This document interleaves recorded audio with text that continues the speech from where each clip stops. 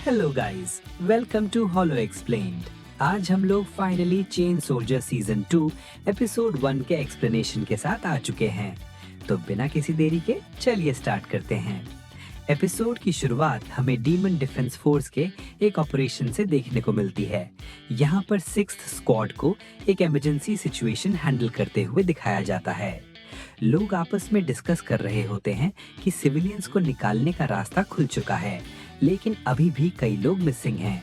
इसी वजह से एक सर्च पार्टी को माटो के अंदर भेजने का फैसला लिया जाता है, क्योंकि अंदर सूकीज की संख्या लगातार बढ़ती जा रही होती है। इसके बाद सीन शिफ्ट होता है 7th स्क्वाड की तरफ, जहां हमें यूकी देखने को मिलता है। यूकी अपने रोज के कामों में बिजी होता है। वो अपनी टीम के नेम प्लेट्स टांग रहा होता है और सफाई कर रहा होता है, मानो ये सब उसकी डेली रूटीन का हिस्सा हो। तभी वहां हिमारी आती है और यूकी को कपड़े थमा देती है, साथ ही कैजुअली बता देती है कि आज उसे ब्रेकफास्ट में नूडल्स खाने का मन है। यूकी बिना कुछ बोले अपना काम करता रहता है। इसके थोड़ी देर बाद निया आती है और यूकी से सप्लाई चेक करने में मदद मांगती है। दोनों मिलकर सप्लाईज चेक करते हैं और यूकी नोटिस करता है कि कुछ सामान पीछे रह गया है, लेकिन निया कहती है कि वो बाद में ले लिया जाएगा। इसी बीच सुशु की एंट्री होती है। वो यूकी से मसाज करने के लिए कहती है, क्योंकि उसे थोड़ी डिस्कम्फर्ट महसूस हो रही होती है। सुशु की एबिलिटी होती है कि वो अपने साइज को बड़ा या छोटा कर सकती है, और यहाँ पर वो जानबूझकर अपना साइज बड़ा कर लेती है।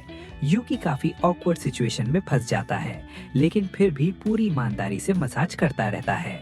तभी हिमारी दोबारा आती है और कंफ्यूजन में यूकी को डांट देती है, क्योंकि उसने सुशु के कपड़े गलत जगह रख दिए होते हैं। यूकी खुद भी परेशान हो जाता है कि आखिर उससे इतनी गलतियां कैसे हो रही हैं। इसी बीच निया फिर से आकर याद दिलाती है कि उसे होमवर्क में हेल्प चाहिए। यूकी उसे भी प्रॉमिस करता है कि वो थोड़ी देर में मदद करेगा। इसके बाद सीन शिफ्ट होता है 7th स्क्वाड की कमांडर क्योका के पास। यूकी उसके सामने पहुंचकर माफी मांगता है कि उसे आने में देर हो गई। क्योका कैजुअली बात को टाल देती है और ट्रेनिंग शुरू होने ही वाली होती है कि तभी अचानक अलार्म बज उठता है। सबको पता चलता है कि माटो के अंदर सूकीज ने अटैक कर दिया है और 6th स्क्वाड को सिविलियंस को इवैक्यूएट करने के लिए हेल्प चाहिए। साथ ही ये भी पता चलता है कि 2 बहनें अभी तक मिसिंग हैं। निया अपनी एबिलिटी का यूज करके उनकी लोकेशन ट्रेस कर लेती है और 7th स्क्वाड तुरंत मिशन पर निकल पड़ती है। अगले सीन में हम देखते हैं कि वो दोनों लड़कियां सूकीज से बचकर भाग रही होती हैं। जैसे ही सूकीज उन पर हमला करने वाले होते हैं, तभी 7th स्क्वाड की एंट्री होती है और वो मॉन्स्टर्स को कुचल देती है।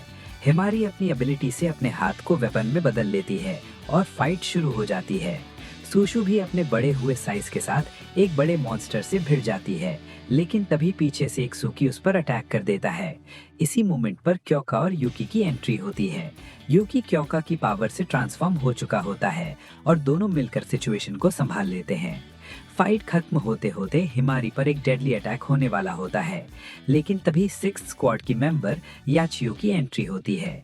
याचियो हिमारी की बहन होती है और उसके साथ 6th स्क्वाड की बाकी मेंबर्स भी पहुंच जाती हैं।